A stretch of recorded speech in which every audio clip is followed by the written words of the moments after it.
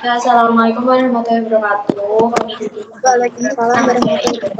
wabarakatuh. Saya ingin mempresentasikan bagian pertama, yaitu pekerjaan menumpuk.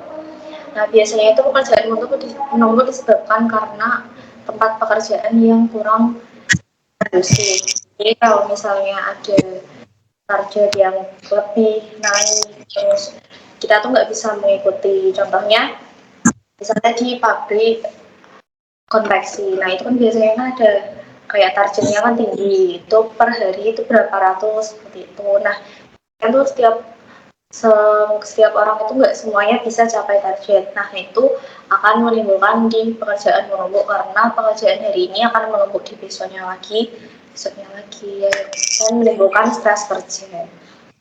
Selanjutnya, stres kerja akibat produksi hormon kortisol meningkat. Beberapa beban kerja yang terlalu banyak dan efek kelelahan saat mengejar deadline. Contohnya itu ialah tetangga saya, si Risma. Si Risma ini adalah fresh graduate. Dia tidak memiliki pengalaman kerja sama sekali.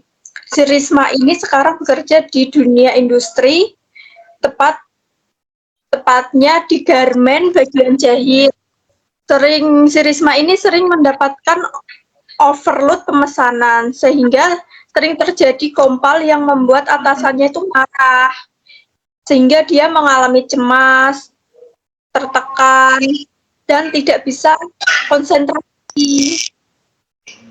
Sehingga terjadilah kesalahan kerja yang semakin memburuk.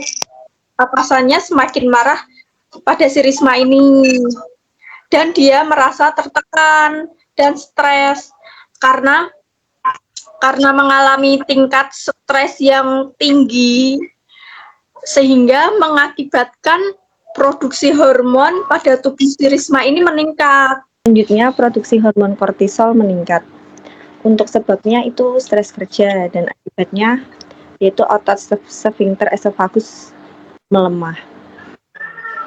Jadi gini, saat kita stres kerja, tugas dan lain sebagainya, tubuh kita itu menjadi lebih sensitif, seperti lebih cepat lelah, lebih cepat capek.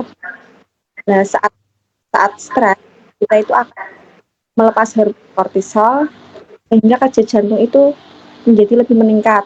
Contohnya kayak seperti saat kita sebab tugas-tugas yang menumpuk, terus dikejar deadline, terus dan lain sebagainya. Kerja jantung kita itu akan lebih cepat, seperti duk duk duk duk duk gitu. Nah, di sini tuh hormon kortisol itu tuh meningkat. Kondisi ini tuh akan mengurangi prostaglandin atau penjaga dinding lambung yang mencegah terjadinya asam lambung. Dengan meningkatnya hormon kortisol ini, daya tahan tubuh itu akan menjadi menurun atau drop yang menyebabkan otot sphincter esofagus melemah. Karena hormon kortisol yang meningkat dapat mengurangi tekanan pada sphincter atau otot kerongkongan, yaitu sphincter esofagus. Otot ini bergerak membuka dan menutup atau berkontraksi dan berelaksasi. Otot ini akan menutup ketika makanan yang telah kita makan itu ke dalam lambung. Fungsi utamanya adalah menjaga makanan di perut agar tidak kembali ke kerongkongan, terutama asam lambung. Nah, ibaratkan ini adalah sebuah ruangan atau lambung teman-teman, dan ini adalah saya atau otot eksofagus. Nah, ini tuh lorong untuk penghubung ruangan ini. Bayangkan makanan teman-teman adalah singa. Ketika singanya masuk ke ruangan lewat lorong ini akan menutup supaya singa itu nggak keluar lagi.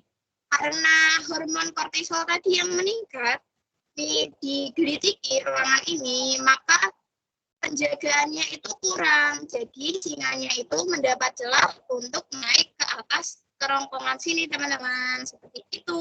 Selanjutnya adalah asam lambung naik ke kerongkongan. Sebabnya itu adalah asam lambung naik ke kerongkongan dan penyebab yang dapat menyebabkan penyakit atau penyakit asam lambung. Asam lambung yang naik menyebabkan munculnya sensasi terbakar pada area dada alias heartburn. Ini bukan terbakar dengan api cemburu ya. Ini karena asam lambung. Hal ini biasanya dikenal dengan istilah GERD atau penyakit asam lambung. Kondisi inilah yang sering terjadi pada penderita asam lambung. Gejala inilah yang kebanyakan itu terjadi oleh penderita asam lambung gitu loh. Jadi naiknya asam lambung juga bisa naik ke tenggorokan dan dapat memicu iritasi. Iritasi inilah yang bisa memicu munculnya penyakit lainnya seperti batuk kronis, sakit pada tenggorokan, dan juga suara yang menjadi serak. Ibaratnya gini, asam lambung itu kita ibaratkan cairan pembersih kamar mandi. Dan tenggorokan itu adalah tangan kita. Udah tahu kan kalau misal itu cairan pembersih kamar mandi itu sekeras apa gitu. Sekeras apa itu. Jadi itu kalau cairan keras itu aja kena kulit kita aja bisa membuat iritasi, bisa membuat luka. Apalagi cairan asam lambung yang terkena di tenggorokan itu akan bisa membuatkan iritasi atau luka. Sekian dari kelompok kami. Wassalamualaikum warahmatullahi wabarakatuh.